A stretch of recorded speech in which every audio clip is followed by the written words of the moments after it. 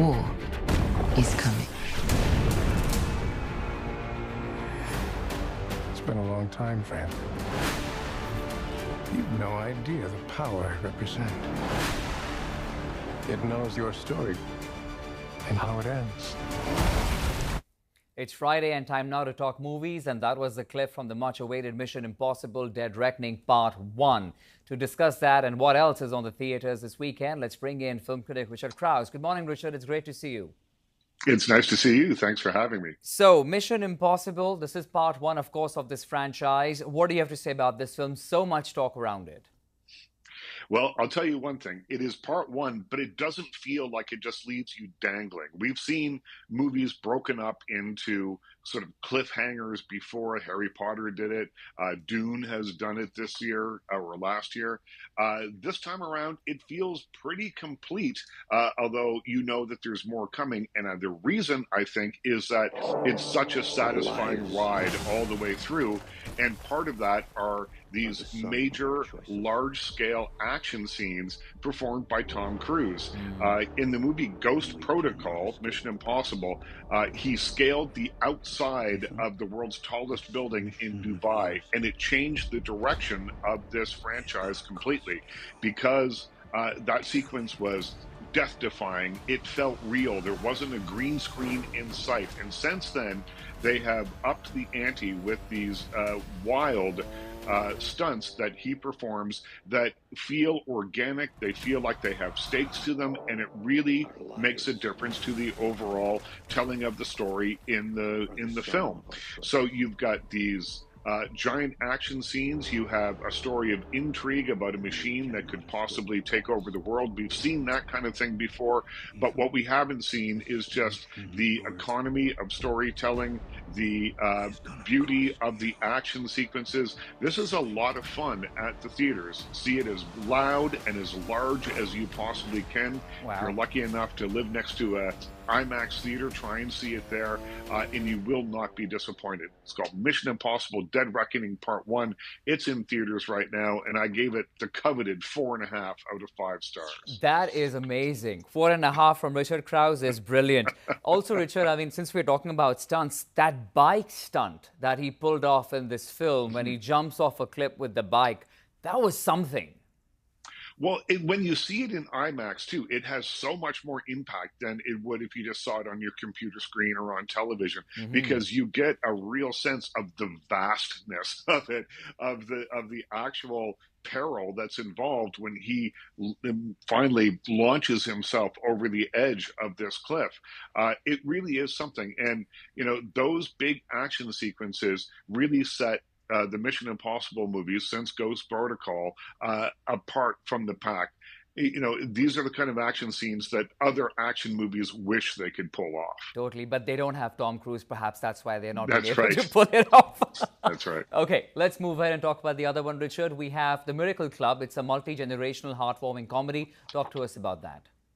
Yeah, this one is set in Dublin in 1967. Laura Linney plays a woman who was born in this small town just outside of Dublin.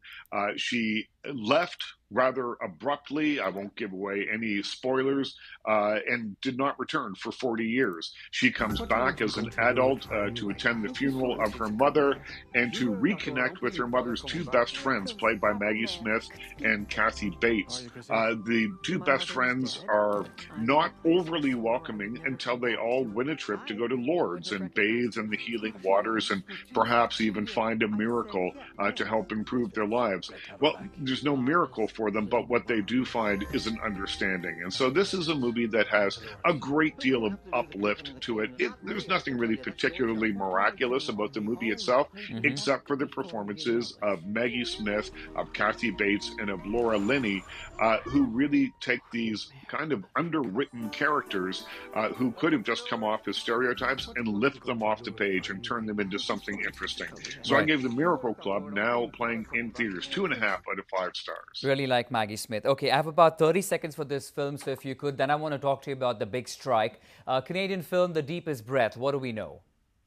This is a documentary playing in theaters right now about the art of free diving. It's an extreme sport where you hold your breath and go as deep as you can and stay there for as long as you can. And this movie has beautiful photography that really brings the sport front and center. The storytelling is a little bit disjointed, but it kind of ends almost like a thriller called The Deepest Breath. You can see it in theaters now. It'll be on Netflix in a couple of weeks. I give it 3.5 out of 5 stars because the photography is immersive and beautiful. So try and see it in a theater if you can. Okay, so I know it's Mission Impossible, and of course it is The Deepest Breath is something that you can definitely watch out for this weekend. Okay, Richard, let's now talk about what's happening. This is something we haven't seen in over 6 decades. This is one of the largest strikes ever. It is now in action. What are we expecting to see in the next few weeks or months? What do you think what's going to happen here? I think that we're going to see both sides staring one another down.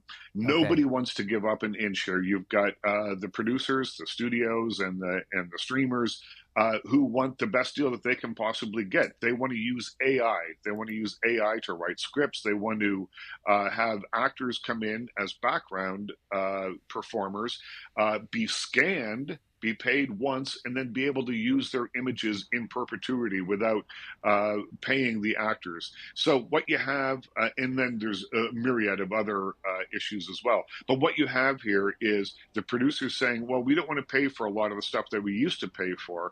And the actors and the writers saying, well, we've got 100 years of precedent on our side here in terms of the way residuals are paid and the way that we make a living. And so what happens in the next few weeks, I'm predicting months, I don't think this is going to stop anytime soon, is going to set the template for what happens in the performing arts in Hollywood for the next decades. And so the stakes are extraordinarily high. And I don't think if you saw SAG president, that's the Screen Actors Guild president, Fran Drescher, if you saw her speech yesterday, that was a fired up speech. That was a speech of someone who was determined to dig in and get the best deal possible for her union members. And if it's a matter of months, perhaps we'll see a lot of impact of that on several of these big events, like, for example, TIFF here in Canada as well. But I'll have to leave it at that, Richard. We'll talk about this subject more in the future. Richard Crouse, film critic, thank you for your time. Thanks for having me.